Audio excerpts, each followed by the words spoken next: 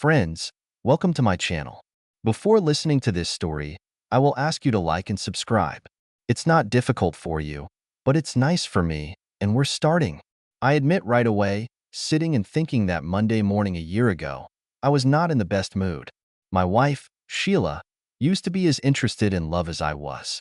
When we both retired at 60 the previous year, she from teaching, I from the British Transport Police, okay, maybe we didn't do it like rabbits every day, but we did it often, at first sometimes twice a day. By that Monday, a year later, I could barely remember the last time it had happened. My wife says that my lack of hobbies made me bored. Boredom led to depression, and depression led to lethargy. As a result, I was too tired for intimacy. I had another theory. I was depressed because I didn't have love, but I suspected that she had it. That was my riddle. If she doesn't have love, why doesn't she yearn like me? If she has love, then how and when the hell does she do it? Take that Monday, for example.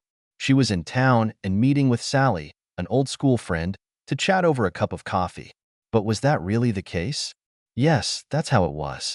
I followed her and watched as they met and went to their favorite cafe together. Everything was the same as the previous 3 weeks. And when she returned an hour or so later, she stopped by on her way home to do some shopping, and each receipt had the correct date, time, and price code. I checked it out. I was a cop. That's what we do. On Thursday evenings, she goes to pottery class, and I go to the pub. During those 3 weeks, I went to the pub next to the community center and watched her go in and out exactly on schedule. I even looked through the damn window and saw her making a potty. Here he is, ready and glazed, on the fucking table in front of me, standing mocking me. There is no doubt that she was really doing it, as she says. There are no other plausible opportunities for her to meet, take a shower, and return without my knowledge. So why do all my instincts tell me that she gets hers elsewhere? The penny dropped, that is. Everything fell into place. Next Wednesday. Well, I say penny, but from the sound that rang in my head, it looked more like an anvil. The first hints were given to me by towels. Excuse me, doesn't that make any sense? I'll explain. In our house, Wednesday is laundry day. This Wednesday, as I stretched sleepily in bed, Sheila came out of the bathroom with an armful of blue towels. I'm going to put them in the laundry, she told me. And please take the purple towels out of the closet and put them in both bathrooms. The system was simple.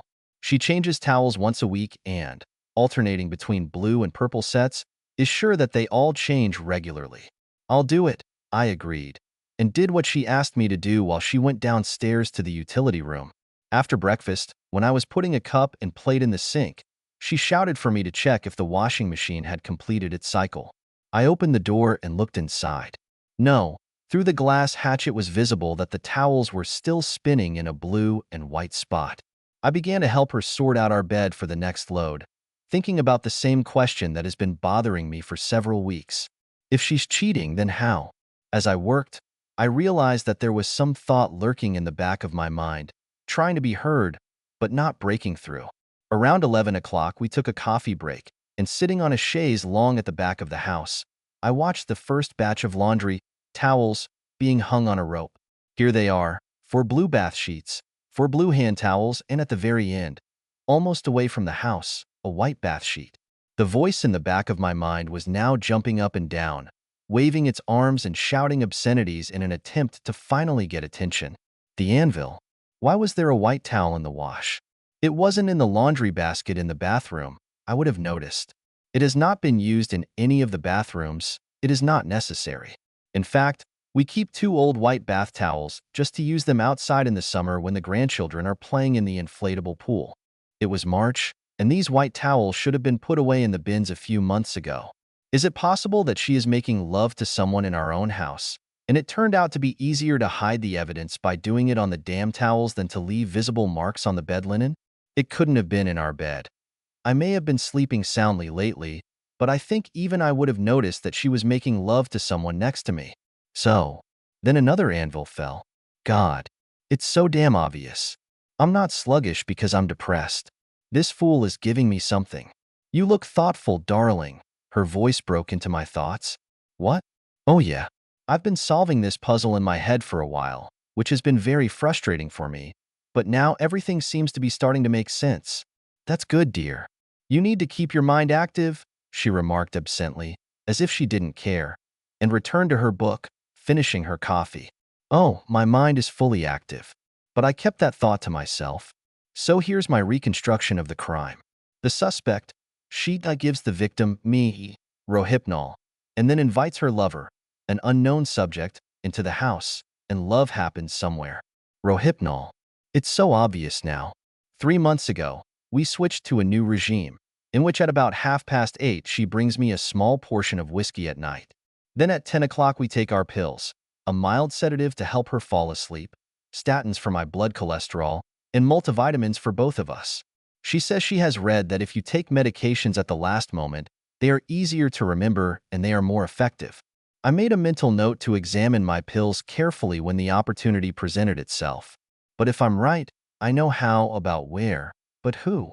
Who could she have called to get into the house at such a time? Hell, no. It can't be that annoying. Fat little jerk living next door, can it? Perhaps I skimped on the introductions at first, so as the cast of characters seems to be increasing, perhaps it's time for more details. My name is Mark Smith. I used to be Inspector Smith until I retired 2 years ago at the age of 60. I would have become a chief inspector if it hadn't been for an episode early in my career when a weasel laughed when I told him he was under arrest for breaking his girlfriend's wrist. Unfortunately, he fell down the stairs, twice. Nothing was proven, but it pretty much ruined my career prospects, so a promotion from the district police to the position of detective inspector in the British Transport Police was the ideal way to spend the last 5 years of service. It helped my retirement too. I tried to keep fit, but there's this lethargy. However, if my suspicions are correct, it will pass soon. My height is 1 meter 80. I look good and I really don't like being deceived. Sheila, my wife, is about 6 feet 3, graceful and slender, with slender rather than voluptuous breasts. Long dark hair and green eyes complete the attractive picture. Our neighbors on our right are an elderly couple we rarely see, and on our left are Julie and the jerk. Apparently, his parents named him Justin, perhaps so that he would fit in with the other damn useless parasites from his hedge fund. I thought of him as a jerk, even though my wife insisted that he was actually a wonderful person if you got to know him better. Maybe she got to know him a lot better than I thought she would. Julie, on the other hand, was a gem. We only knew her first husband for a couple of years, until cancer took him away. She did a great job raising their twins alone until they both left for university. After that, I think she was hit hard by empty nest syndrome, and for 2 years a jerk came into her life, into her bed, and then into her house. He's been living there with her for 5 years now. They have been married for 3 years. At the time, I assumed Julie was probably around 50. She is short, slender, pleasant to look at, and easy to talk to. I could listen to her husky voice for hours. If she could sing, she would become a blues legend. Justin was about 6 feet tall, and to keep fit, he drives his Audi to the gym. What a poseur. He gives the appearance of good-natured charm, but if you listen to him carefully, he is a sarcastic, arrogant little bastard. He thinks he's so much smarter than everyone else that we don't notice it. But I noticed, and I figured out smarter things than his. He has a highly polished look. I think, on reflection, I don't really like him. To be honest, I don't think he likes me either. So I have a plausible theory about who, how, and where, but no evidence. Checking the situation with the pill is simple. I have not died yet, so I will live as usual, but on my own terms. On Thursday evening, my wife, as usual, left home at 6:30 for pottery classes from 7 to 9.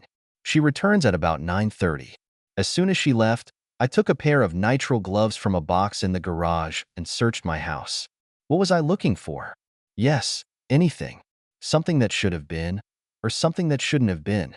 In everyday life, we notice things that are out of place.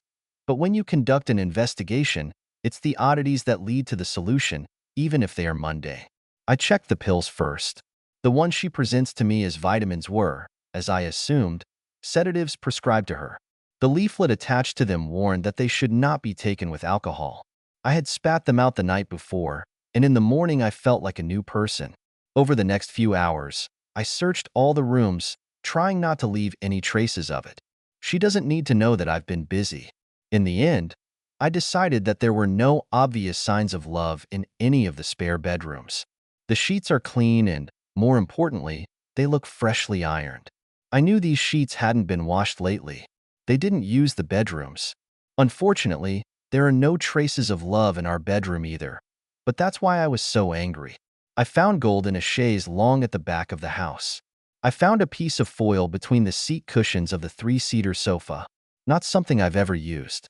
Now I know where. They must be making love on the couch using a towel to catch everything. This image will have to be slightly changed. Presumably, she throws the towel in the wash and then returns to my bed. My marriage is over. Non-negotiable. I could divorce the cow without requiring any proof of her infidelity, but it's so, unsatisfactory. Some trash is getting the love that I've been denied. A reckoning is required. I've never considered myself petty. I can rise above most trivial insults, but disrespect on this scale? No. This requires a nuclear response. And I wanted to cause a fucking Armageddon. Over the next few days, as I sat in silence and planned my campaign, I noticed how disinterested my wife was in my mood, as, now that I thought about it, I was myself. I didn't give a damn about her either, but I'm the only one of us who knows we're getting divorced. So every night I smiled, took pills, and every night I spat them out as soon as her back was turned. It was midnight on Saturday night, or Sunday morning, if you like, when I was woken up by the vibration of her phone. I lay in silence, feeling her move, and then get out of bed. She walked through our room to the door and slipped out. I heard her open and close the door of the linen closet on the landing, and then silence. Despite all my bravado, I felt sick. I knew I could go downstairs to make sure she was cheating, but I didn't really want to see or hear it happen. I could have rushed in and interrupted them, confronted them. It would have been awkward for them, but I wanted a lot worse than the damn awkwardness. I could break in and beat the little bastard half to death, but then the two of them would pose as the victim, and I'd end up in jail. Remember, I was a cop. Every year there were 365 chances inside for some little jerk to make a name for himself by beating me up. Anyway, knowing my luck, this guy is likely to die, and I'll be lucky to spend the rest of my life in protective isolation with child molesters. So if I want a really powerful revenge, I need them to think they're still in charge. It means letting this little fool use my wife until I'm ready. No, damn it. This is not going to happen. I have a spare home alarm remote glued to the underside of my bedside table. Going downstairs to let this little jerk in, Sheila had to turn off the system. I gave them a couple of minutes to get comfortable. I know I'm a romantic at heart, and then pressed the panic button. Well, I just pressed the damn button, and the chaos it caused in the house shook me to the core. What it did to Justin's erection is unimaginable. It definitely ruined his love ambitions for the evening as I watched him rush out of the back of our house to safety. The alarm went off. Sheila must have rushed to the main panel and canceled the alarm. I knew she didn't know how the alarm worked, other than arming and disarming it. I tried to explain to her when we were installing the system, but she fell into a stupor and I gave up. I was sure that she would think that she had done something wrong, and this caused alarm. I heard her open and close the linen closet door before she returned to our room. I couldn't resist trying to push her buttons. "Did you just come in?" I asked, pretending how I would talk if I were covered in Rohypnol. "But where have you been? Is it too late?" "I had to go downstairs to turn off the alarm," she growled at me. "And what turned it on?" I asked innocently. "It doesn't work if there's no one downstairs." "I'll go and take a look." "No," she shouted. "You can't go downstairs in yours." She was going to say, state. She knew that if I tried to go downstairs in a state of intoxication, at best I would end up in an ambulance, and at worst in a hearse. It could open up a whole can of worms, and she was smart enough to figure it out. I already went downstairs, turned on the alarm, but there was no one there. "I've checked all the doors and windows, so go to bed," she told me. I did so, and slept like a baby. For the rest of the weekend, Sheila managed to keep her legs together, and I spent an excruciating 10 minutes every time she took a shower, texting on her phone. I helped set up the lock screen, so even though my fingerprint didn't work, I knew her backup passcode. They were so damn arrogant that they made midnight dates by text message. That told me two things. They slipped Rohypnol and Julie. By Sunday evening, The fool and the jerk had recovered from the psychological trauma of Saturday night and agreed to meet at 11:30 on Tuesday evening. It suited me to the core. I had a plan that didn't require much preparation if only I could talk to Julie first. On Monday, Sheila went to meet Sally as usual, and Justin's car disappeared from a nearby driveway. I just prayed that Julie would work from home, as she usually does. And so it turned out. "Hi, Mark," she said with a sweet smile as she opened the door. Her smile faded when she saw the expression on my face. "Has something happened? You look so serious." "Julie, I'm sorry, but we need to talk, and we don't have much time." "But what happened? What is it?" she asked. "Now I'll tell you briefly, but could we meet by chance near the library at 1:30 and chat a little longer?" "Yeah, all right," she agreed. "But tell me the short version anyway." That's what I did. I told her about the lethargy, about the new regimen of whiskey and pills, about the replacement of sedatives, and about love. "You fool," she hissed. I knew he was making love to someone, but I couldn't figure out how. "Would you be surprised if you found out that Justin brings me some sherry every night to calm my nerves and a vitamin tablet to strengthen my immune system? No wonder my head is in a fog all the time." "How angry are you?" I asked. "Because I want to bury these two, but they'll put me in jail if I hurt them as much as they deserve." "I agree," she replied. "It's clear that I can kick the little asshole out, but I want to hurt him too. Very much." "I have an idea," I said. "And if we do everything right, we will become victims, and they will get what they deserve." "I'm in," she announced. "I haven't told you how yet. It doesn't matter. While the rain of suffering is pouring down on them, I'm in business. It's the first time I've been alone with this woman, and I already like her. Beautiful, smart, and vindictive. What else can you not like?"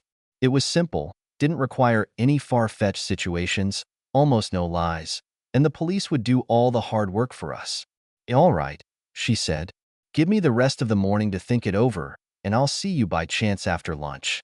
Oh, by the way," I added, getting ready to leave, "if the police ask you when we last talked, it was about a spare printer cable. I'll pick him up in town after lunch." She grinned.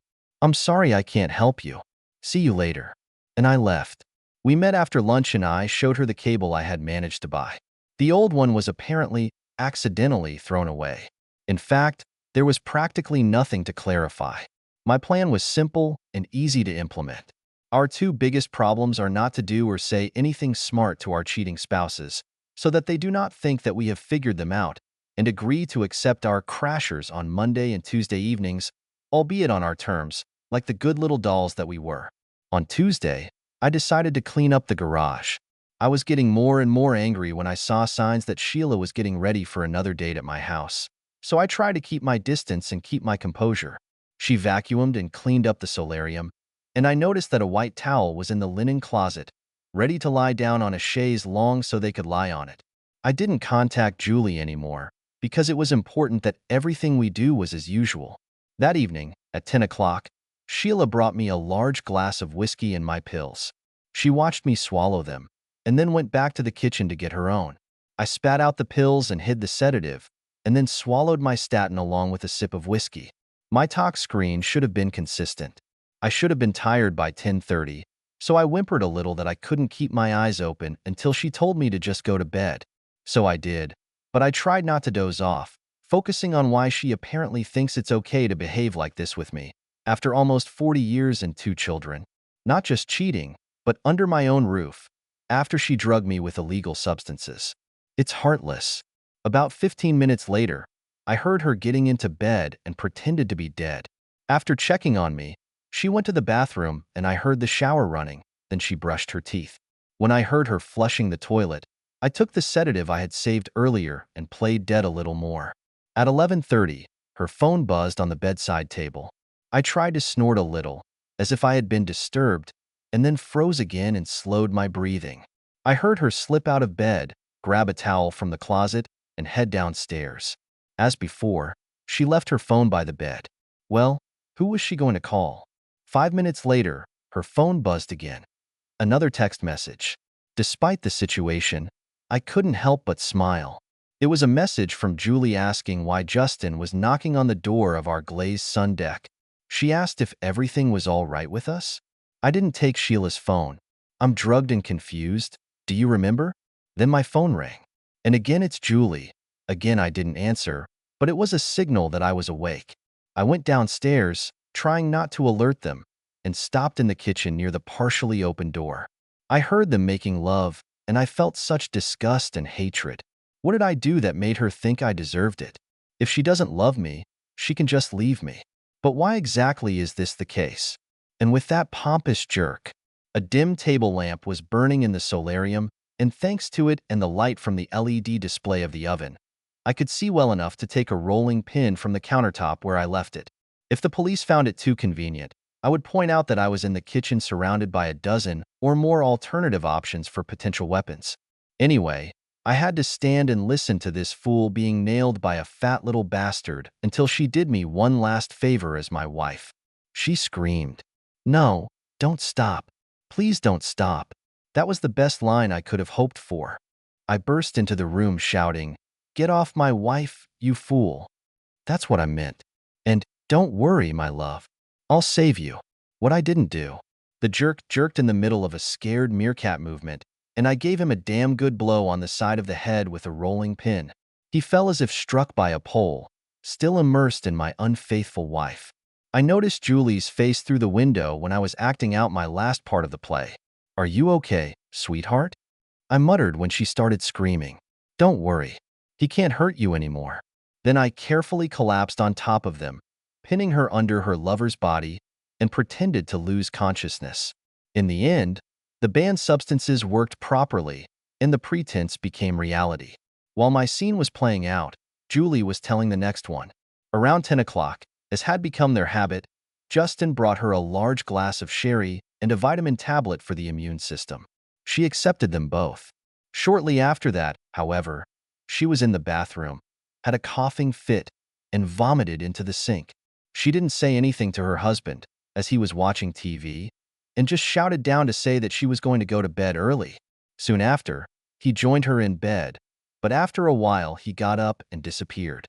Then she heard a noise like a door closing, and when he didn't come back, she called out to him, but he didn't answer. Still sleepy and confused, she looked out of the bedroom window and saw him in the garden by the patio doors opening onto our solarium. She texted Sheila's number to see if we were okay, and then called me when Sheila didn't answer. When I ignored my phone too, she decided to find out for herself what was going on. When she followed Justin into our garden, she was stunned, watching through the solarium windows as her husband made love to my wife on the couch. She was shocked, but so outraged by his betrayal that she filmed them on video until I burst into the room, possibly drunk, and, apparently under the impression that my wife was being raped by an outsider, hit Justin on the head and then fell. At that moment, she stopped filming, called the rescue service, and told the operator that the police and 2 ambulances should arrive at our address. I told her to tell the truth whenever possible and not try to direct the police in their investigation. Let these bastards earn a living, and if they do their job properly, justice will prevail. Almost everything in her story was true. The only deception was that the coughing and vomiting were caused by her. I was woken up by a paramedic trying to get my attention. I was drugged and very tired, but I knew I had to do something. But what the hell exactly? That was it. My wife, I muttered. Is she okay? Did he hurt her? She's fine, he assured me. She's talking to the police now. I sank back into unconsciousness. The next time I woke up, I was in the hospital, and a doctor and a uniformed policeman were staring at me intently. I have no idea what time it was. The doctor spoke first. The attending paramedic was concerned about your reactions to stimuli. It turned out that you could have been under the influence of alcohol.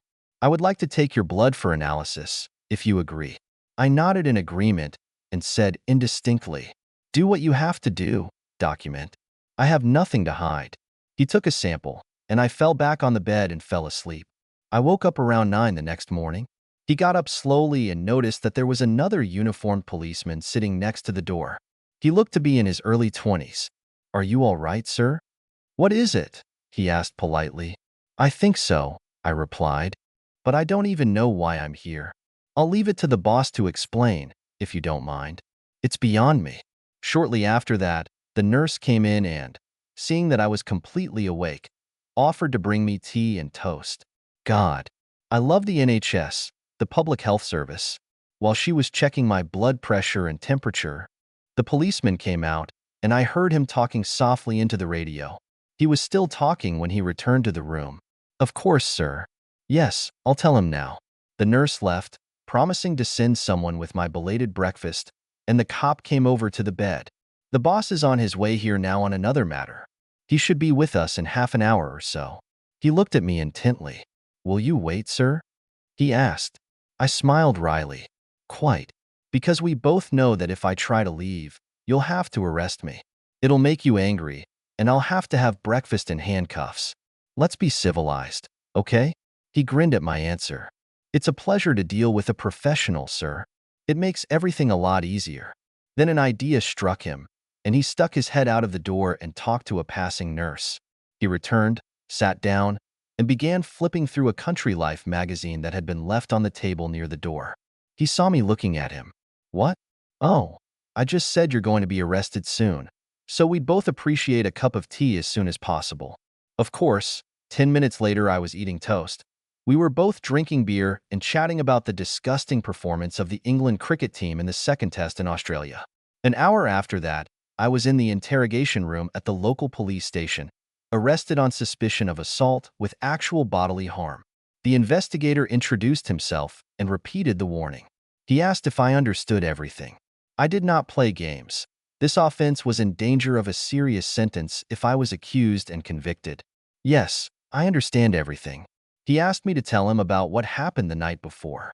I told him more or less factual information. My wife brought me a drink and pills. I was so tired that I had to go to bed. Something woke me up. My wife was neither in bed nor in the bathroom, and I went downstairs. I heard a noise like two people fighting, so I grabbed the first thing that came to hand and rushed into the solarium. But I saw that a man was raping my wife while she was calling for help. I thought I remembered hitting him, but then I couldn't remember anything else until the doctor woke me up. Is my wife all right? I asked. No one is talking, but I seem to remember that someone told me that she was fine. He looked at me for a long, thoughtful moment. She's been arrested too. You collapsed on top of another man, pinching her. Apparently, when the paramedics managed to move both of you to free her, she tried to attack you with the same rolling pin you were using. I was genuinely offended by this, so my offended look was real. Why? He raped her. Don't you know who this gentleman was? He asked. I confessed that I didn't know. It was dark, and he had his back to me. My head was swimming too. I don't remember much at all. It seems, he said softly, that you have interrupted your wife with her lover. Your neighbor, Mr. Justin Clark. I just stared at him. I knew that fake surprise or any other melodramatic reaction would cause a shudder, so I just stared at him like a person who is trying to reconcile the obvious truth with the knowledge that it can't be. Can we assume that you didn't know?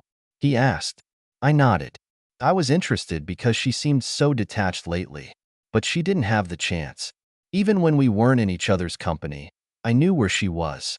So I came to the conclusion that she was more likely put off by my depression than her infidelity. So let's get this straight, I continued. I was arrested on suspicion of ABH, actual bodily harm, but the man I attacked because I thought he was raping my wife was actually her lover, my married neighbor? Yes, in short, he agreed. Damn it. I suppose I should ask how he's doing, I suggested. He made a face. He's in a medically induced coma. The impact appears to have caused a small but significant brain hemorrhage. At the moment, it's not life-threatening, but it's serious enough. I sat in silence, thinking. I want to ask about your medical history, he said after a few minutes to let me process the news.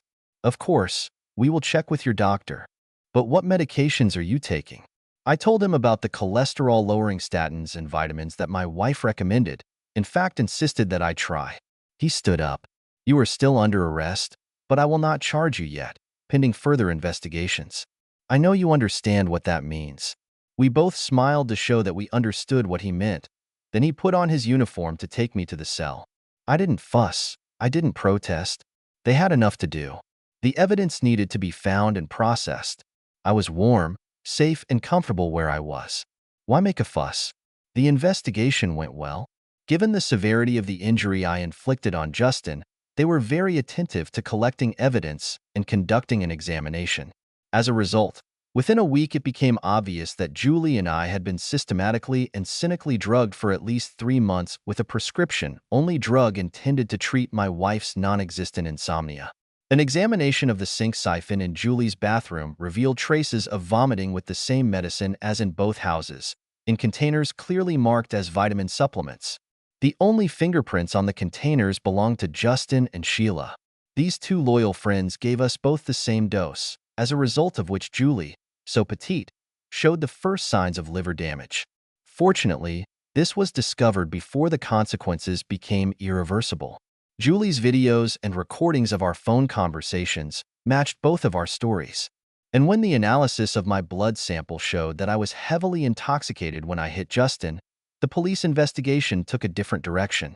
An examination of the couple's phone records and text messages definitively proved that they collaborated to keep Julie and me under illegal substances while they continued their affair. Justin was bragging about how he likes to use my wife in my house while I'm sleeping upstairs. He noticed that I wasn't giving him the respect he deserved, and that was his way of paying me back. When I recalled the contents of some of my wife's answers, I rather wished that I had hit this fool with a rolling pin. It got even better. Julie gave the police full access to her house, as did I. None of us had anything to hide. When checking our computers for signs that Julie and I actually organized the episode that night, it turned out that the little vile cockerel took a little creative approach to the finances of his investors and drew up a scheme for a large jackpot before leaving for new pastures, more precisely, pastures where there is no extradition treaty. All sorts of interesting bills were found on a laptop hidden in his spare bedroom, including one in my wife's name. She thought they would take our money and run away. He thought the same, only she wasn't in the plans, although her money was like mine. I really wanted to be there when the police told her about it. Eventually, they were both charged with maliciously administering poison with intent to harm, hurt, or annoy another person under Section 24 of the Crimes Against the Person Act 1861. The maximum prison term, if found guilty, is 5 years. They were also charged with conspiracy to defraud. Despite the fact that Sheila did not work in the financial sector, her text messages to Justin demonstrated her awareness and active participation. The maximum prison term is 10 years. Justin was discharged from the hospital directly to the police station. Both were under investigation before the trial. My wife was sentenced to 2 years in prison for abuse of office and 2 years for conspiracy to defraud. Both sentences will be served simultaneously. He was sentenced to 3 years for malicious use because Julie's liver was damaged, and to 5 years for fraud. Obviously, Julie did her best to help the police track down every penny he had. There was also good news for him. The prison service doctors are confident that his speech should return to normal by the time he is released. However, God only knows what he will do for a living when he is released. The police confiscated most of his property in accordance with the Proceeds of Crime Act, and even his old school friends did not want to give him a job related to money. But that's not all. Oh my God, no. As soon as the police made it clear that we were victims, and I was not charged with ABH, referring to the fact that I was drugged by an accomplice of the man I was accused of assaulting, I brought in old friends from the national press. Julie and I, of course, kept a dignified silence. We were terribly betrayed by people we trusted, and we needed space to reflect. The advertisement was received with joyous frenzy. Sheila and Justin were vilified at every turn. No one, not a single commentator, not a single talking head could find a single excuse for their behavior. Julie, in particular, was so charming that neither man nor woman could understand how Justin could leave her bed for any other. I'm not really. Our 2 children were in court throughout the whole process. I couldn't sit with them until I testified and was released. I was on the witness stand for only 20 minutes. Offensive testimony was given by forensic experts.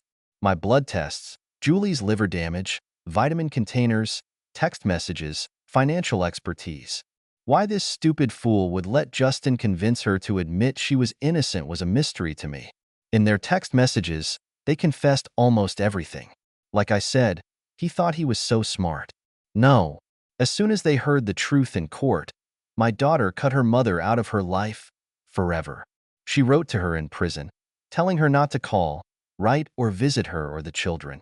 If she tries, they will get a restraining order because she is a convicted poisoner. My son took it hard. He was especially close to his mother. He asked if I would be offended if he visited her in prison to hear her opinion. If that's what you think, son, I told him, then you should go. Otherwise, you'll never forgive yourself. But I warned him, be prepared for disappointment. The visit took place a couple of weeks later. He called that evening. You were right, Dad, he said. I'm disappointed, but now I will never regret that I broke off my relationship with her. Obviously, every sentence she uttered shocked him more than the previous one. It was my fault that I did not appreciate her, that I allowed myself to relax, that I did not achieve a higher position in society. It's not her fault. The jerk seduced her when she was vulnerable. He courted her. It was his idea to drug Julie and me with illegal substances. His idea to transfer our savings to his offshore account. Then she switched the illusion dial to 11. It's going to take a lot of explaining to convince your father to take me back, she told him. Mom, you poisoned him so you could use the man he despised in his own house while he was lying in a stupor upstairs. Take you back? The next time he sees you, he'll probably shoot you and claim self-defense. Apparently, the guy was so outraged by her ignorance that he allowed himself an additional explanation. Do you know that he saw all the humiliating texts that you sent to your idiot neighbor, right? He asked her. Dad's main regret at the moment is that he didn't know you were making love to Justin.